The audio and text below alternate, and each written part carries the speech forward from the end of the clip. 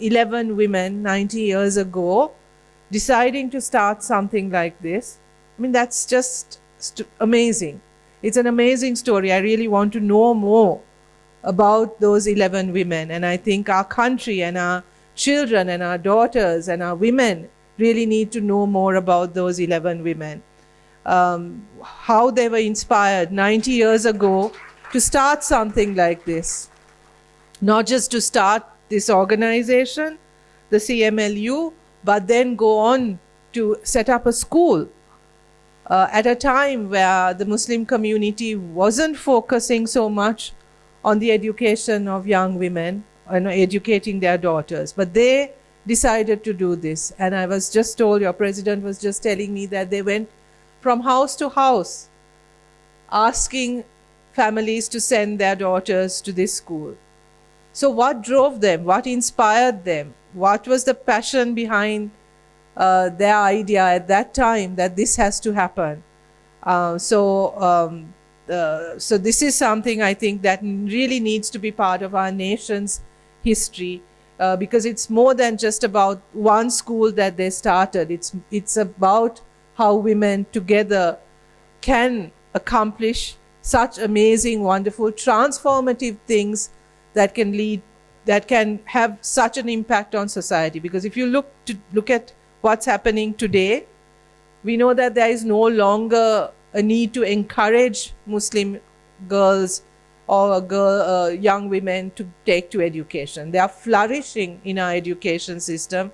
They are performing brilliantly in all sectors, and our leaders in every field, that there is no longer, I think, a need to go from house to house justifying the need to educate young women, young Muslim women, as other women in our country are choosing to be educated, are choosing to flourish and to take their positions in society, the positions in society that they earn and that they deserve. But the story of how we got here, I think, is important. And often the story, particularly of Muslim women, is unheard, is often marginalized, is often told in very different ways about an oppressed group, about a group of women who are marginalized, who are excluded. And yet we have these stories that tell us that that is not the single story of Muslim women, that there are many other stories to be told, many other stories of Muslim women who were actually leaders long before feminism or women's leadership or women's empowerment became a thing. So I think it's important that we also document this and hear these stories as part of our history and as part of the history of women in Sri Lanka. So I really encourage you, and I'm really pleased that one of our leading academics and a researcher who's looked at this subject can take on this task. I also really want to appreciate the work that you are doing as the union in providing protection and care for girls from vulnerable communities or vulnerable situations. This is also an immensely important task, and one that is absolutely essential.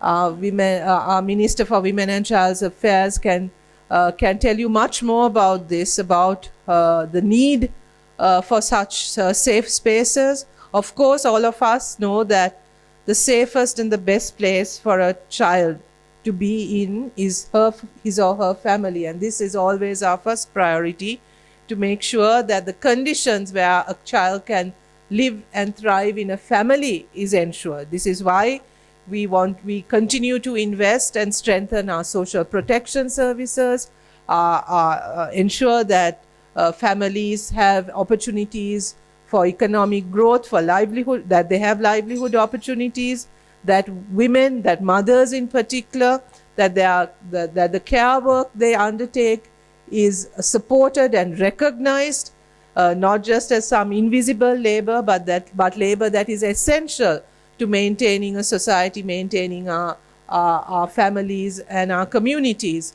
But we also know that there are still children who slip through the cracks, children who need special support, children who may need to be removed from abusive or exploitative or violent situations.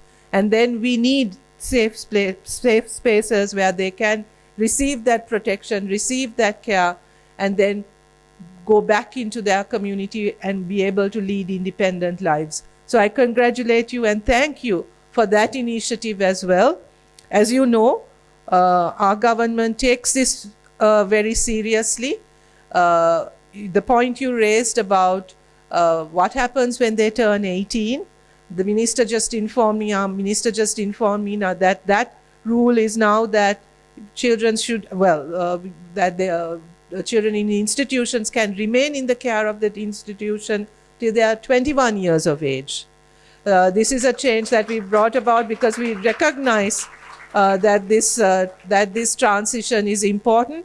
But more so, I think our government is also working with caregivers and these centers to make sure that the transition from the institution to community happens smoothly as well, which is why the government is also providing support for housing for children from institutions when they leave and they want to set up independent lives, that we are focusing specially on ensuring that their housing needs are met.